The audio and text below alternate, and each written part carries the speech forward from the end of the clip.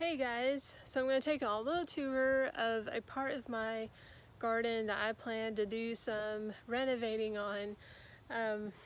So this is an area that doesn't really get seen too much by the house, so it probably gets a little bit of neglect.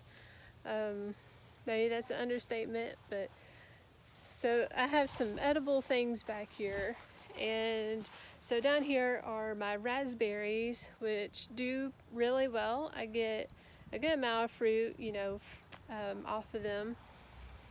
This year I actually planted a little tart cherry tree. It has grown a lot. It only gets about 6 to 10 feet tall and wide. Up here I have blackberries, and I actually came through and I thought I took them all out this spring, and they just came back like full force. But I took them out because I literally every year maybe get maybe not even a dozen blackberries off of them. So it's kind of frustrating to use this space and not really get a crop. The foliage looks excellent, but they're not really bearing very well, so I'd rather just have more raspberries if anything. So I hate taking plants out, but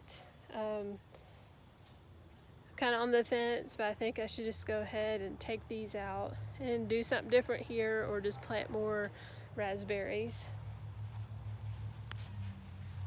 So one thing I've started on is removing this native Silky dogwood. Got it maybe 5 or so years ago, and it was kind of a hard decision because I hate taking something out, but there's a few things. So one, it was just getting really big. They get about 10 feet by 10 feet, and it was growing out here on the lawn, and I couldn't mow. So every time I try to mow, it'd just be frustrating. Kind of the final decision to take it out was because every year the dogwood sawfly has gotten on it, and this year was just really bad. It's a white, it looks like a caterpillar, but it's not a caterpillar, but it's white, and it just eats all the foliage. This year they were just so bad. My back door is about 40 feet away, and they were crawling all over the back door. They're all on my patio chairs, so I couldn't even like sit down. They're pretty gross looking. They were just everywhere. I have a clothesline. They were like getting on the clothesline and getting on my clothes that were drying. But I just didn't like it.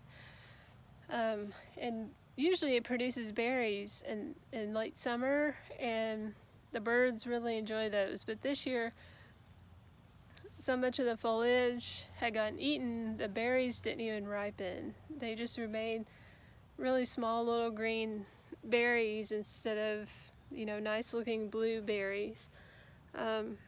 So I've chopped it down, and I'm still trying to get the stump out. It's kind of tough. Alright, so I have some native perennials back here as well. This is kind of like a hodgepodge area. So I have some native mountain mint, and the pollinators just absolutely love it. It's really fragrant when you rub on it and smell it. And really, I just think it's a really pretty plant. This is its flower. Really kind of inconspicuous, but I like it because it kind of has a monotone type color. I have some native phlox that I got at a plant exchange and just tucked in back here. Kind of up in the air on what I'm going to do with that. I also have some, I think it's peppermint or spearmint. I planted them in a little planter in the ground a few years ago, and some of it escaped, and This year it's gotten really big, but the pollinators have really liked it. So I'll probably pull some of it out, might leave some over here. I have a big clump of lemon balm, and it has gotten really big, so I'll probably just pull some of it out and pull it back to a smaller clump. Also back here is my composting area, and right now I just have a city bin, which was an old trash can converted into a compost bin, and it works just fine. The thing is, it gets so much material in there.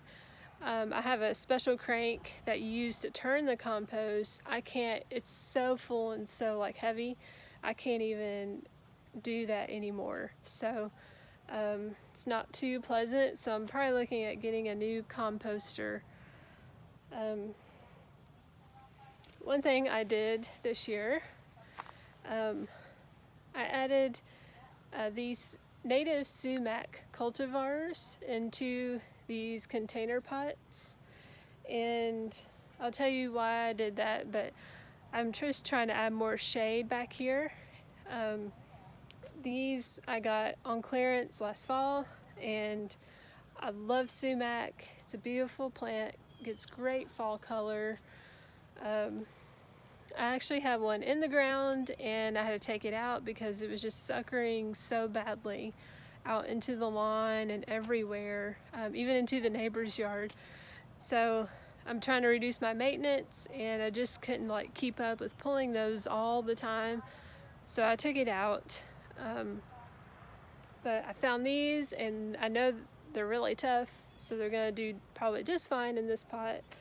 I do have to water them pretty frequently, but I'm just trying to get more shade back here. I did have a native dogwood right here, and I think it got, I can't remember what I determined that it got, but it just started wilting and just slowly just started dying back, which is a pretty common thing with native dogwoods. They're very difficult to have. So I'm going to take that out. All these black-eyed Susans just came here on their own, but I figured I'd leave them for now. And then other than that, I just kind of have a hodgepodge of things back here. I'll just have to figure out what I'm going to do. I need to fix a new gutter on here, kind of in the air if I want to keep this rain barrel or not. Rather just not really have anything that needed too much watering back here. I have a juniper I need to get planted. I think I'm going to plant it back here somewhere.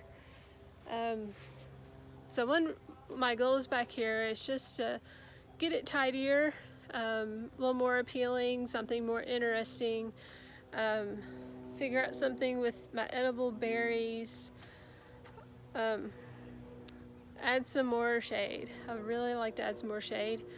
I have a couple of trees I've bought on sale,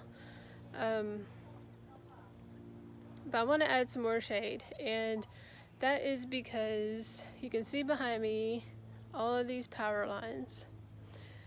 An electric company came last summer for 3 months, working 6 days a week, 12 hours a day, cutting down thousands of trees in my neighborhood, because these are transmission lines and also distribution line. There's 3 sets of them, and within so much of a distance from the power line, 26 feet from on center of the power line, you can't have anything over 13 feet tall. That's what I was told on the record. So my goal is to not really have anything over 10 feet, just to play it safe. So that's why I added these sumacs in container pots, because if they ever did get really big, I could just move the container. So trying to add some more shade in here with some things that aren't going to get too big. So that's really one of my main goals. And that's been kind of a difficult thing to do. So we'll see how this goes.